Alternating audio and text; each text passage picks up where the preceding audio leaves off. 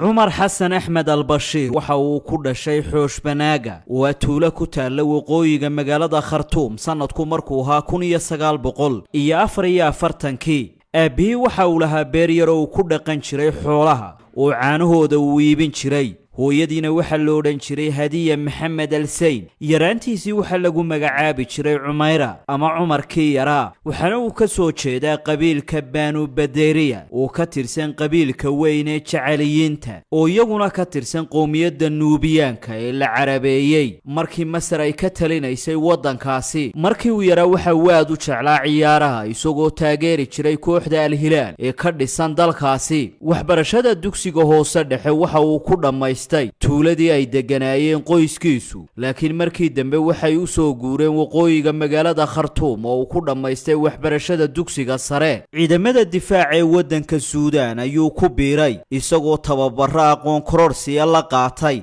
Umar al-Bashir waxa uu guursaday gabadha ilmaadeer haayeen oo loo oran jiray Faadumo Khalid muddo kadibna waxa uu guursaday xaaskiisii labaad oo ahayd Wadiid Baabul Khayr Umar oo caruur u dhashay nin kale oo ay ka wada tirsanaayeen ciidamada laakiin isaga waxba uma dhalin sanadkii 1975 waxa loo magacaabay la taliyaha arrimaha militariga ee safaaradda Suudaan ee wadanka Imaaraadka Carabta laakiin markii uu soo laabtay waxa uu taliye u noqday ciidamada cirka ee daladaha ku booday wadankaasi sanadkii 1989 waxa uu hogaamiyay ciidamadii afgambiyay dawladii taagta darnayd ee Saadiq al-Mahdi isagoo madax u noqday golihii badbaadada qaranka ee kacaanka ee taliska ciidamada waxa uu mamnuucay xisbiyadii siyaasadda isla markiiba waxa uu isku taxay xilal kala duwanaa oo ay ka mid ahaayeen hogaamiyaha qaranka ra'iisul wasaaraha dalka taliyaha ciidamada qalabka sida iyo wasiirka gaashaandhigga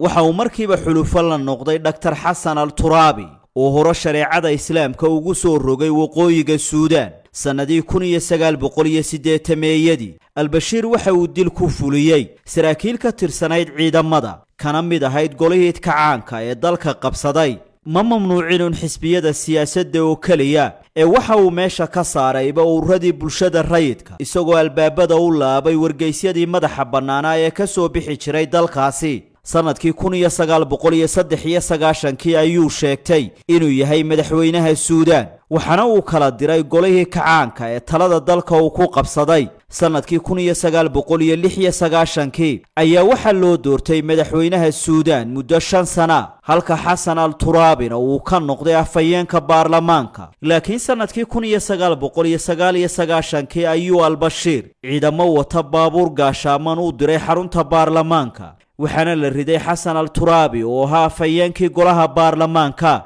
kadib markii ay isku dhaceen arrimaha isku qabteenna waxa ka mid ahaa islaamiyiinta oo awoodoodu sii xoogaysatay iyo al-Turaabi oo Suudaan ku marti qaaday hogaamiyihii al-Qaacida Usaama bin Laden oo dalkaasi gaadhay sanadkii 1991 kana furtay shirkado maalgelin ku sameeyay wadankaasi inkastoo Usaama bin Laden uu Suudaan isaga tagay sida la sheego sanadkii 1996 markii wadankaasi uu qaatay nidaam dimuqraadiyada sanadkii 1998 Mareykanka ayaa duqeeyay warshadii Al-Shifa ee soo saari jirtay daawada oo Mareykanku ay sheegeen in lagu farsameeyay walxa kiimika kadib markii ururka al-Qaacida uu weerar la beegsaday safaaradihii Mareykanku ku lahaa magaalooyinka Nairobi iyo Dar es Salaam oo lagu dilay in ka badan 220 qof shirkadihii wax maal gashan jiray ee Mareykankuna waxay isaga bixeen Suudaan sanadkii 1997 arrimahani isbiirsaday ayaa waxay sababeen inay kala fogaadaan labadii nin ee maraadka isugu dhawaa ee al-Bashir iyo Turaabi sanadkii 2005 Umar al-Bashir waxa uu ogolaaday laga qaado afti kadib markii heshiis uu la galay hogaamiyihii jabhadda SPLA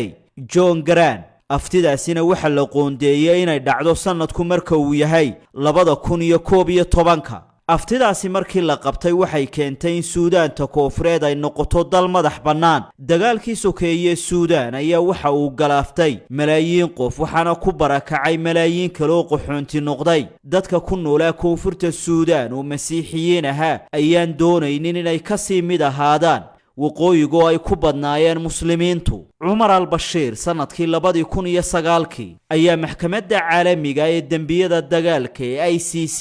magaceeda loo soo gaabiyey fadhigeedu yahay magaalada The Hague waxay u jartay warqad qabasho kadib markii lagu eedeeyay dembiyo dagaal oo xasuuq ka mid yahay in ciidamadiisa iyo maleeshiyada carabta ee Janjaweed la yiraahdo ay ka galeen gobolka galbeed ee Darfur dagaal bilaabmay sanadkii 2003 ayaa waxa ku dhintay in ka badan 300,000 oo qof sanadkii 2019 ayaa Cumar al-Bashiir kii talada kula wareegay xukunka military waxa meesha lagaga saaray kacdoon dadweyne oo ka dhashay maciishada oo qaali garowday laakiin kacdoonka dadweynaha ayaa waxa ka faa'iideystay militariga oo talada la wareegay waxana hadda uu ku jira xabsi iyadoo la filayo in la soo taago maxkamad dambiyana lagaga soo oogi doono maxkamadda dambiyada dagaalka ee ICC dahabshiil oo la jaan qaadaya isbeddelka tiknoolajiyadda kuna fududaynaya hanaanka aad lacag u diri karto waxa uu hadda kuu soo kordhiyey in marka aad lacag dirayso aad ku bixin karto kaarkaaga bangiga dhammaan xarumaha dahabshiil ee qaaradda Yurub abka dahabshiil oo aad kala soo degi karto Play Store iyo App Store ayaa kuu sahlaya in meel kasta oo aad joogto aad lacagaha si fudud uga diri karto sidoo kale website-ka dahabshiil ayaad si fudud lacag uga dhex diri kartaa goob kasta iyo goor kasta lacag kasta oo aad dirto waxa uu qofkaad lacagta u dirtay sikimo gudahoodu ku helaya adeegga e-dahab ee moobilkiisa gacanta waxa loogu shubi karaa akoonkiisa bangiga dahabshiil amaba waxa uu ka qaadan karaa dhammaan barnaamijyada dahabshiil ee dunida dacaladeeda dahabshiil hawl fudaydiyahaaga maaliyadeed